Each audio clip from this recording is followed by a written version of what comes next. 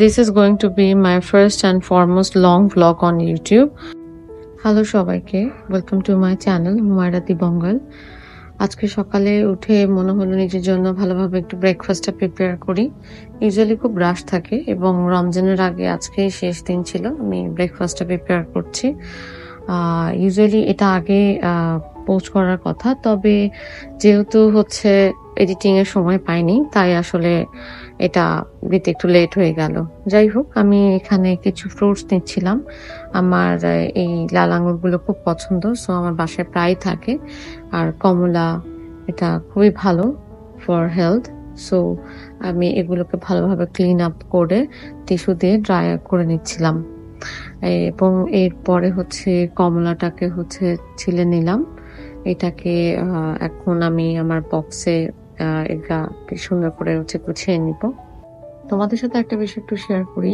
সকালবেলা ফ্রুটস এবং নাটস এটা শরীরের জন্য খুবই ভালো, কারণ এদেরকে বলা হচ্ছে জীবন্ত খাবার। এগুলো আমাদেরকে ভালো থাকতে হেল্প করে, আমাদের শরীর অনেক ভালো থাকে এবং স্কিনও অনেক ভালো থাকে। এটাও বলে রাখা উচিত, আমি হয়তো অলওয়েজ পারি না, তবে আমি চেষ্টা করি আমি আমার নিজের বডিতে ভালো কিছু ইনটেক করার।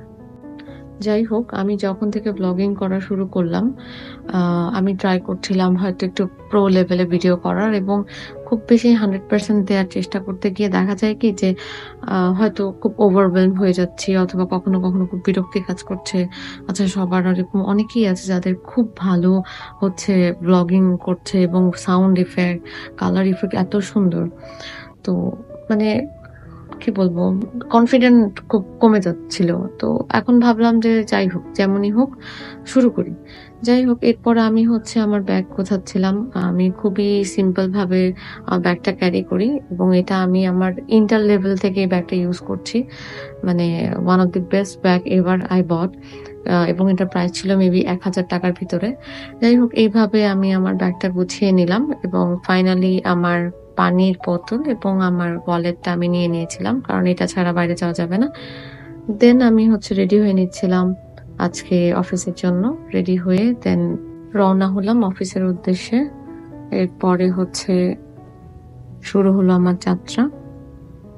এরপর আমি অফিসে এসে ব্রেকফাস্ট করলাম। ব্রেকফাস্ট করার পাশাপাশি কাজ করা শুরু করে দিলাম।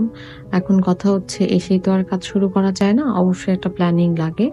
আমি এই প্ল্যানিংটা ইউজুয়ালি তার আগের দিনই করে রাখি, যেন এসে আর কোনো ঝামেলা না থাকে এবং অন টাইমে কাজ সাবমিট করা যায় এবং কাজের মধ্যে একটা ফোকাস থাকে এবং প্রোডাক্টিভিটিও মেনটেন করা যায়।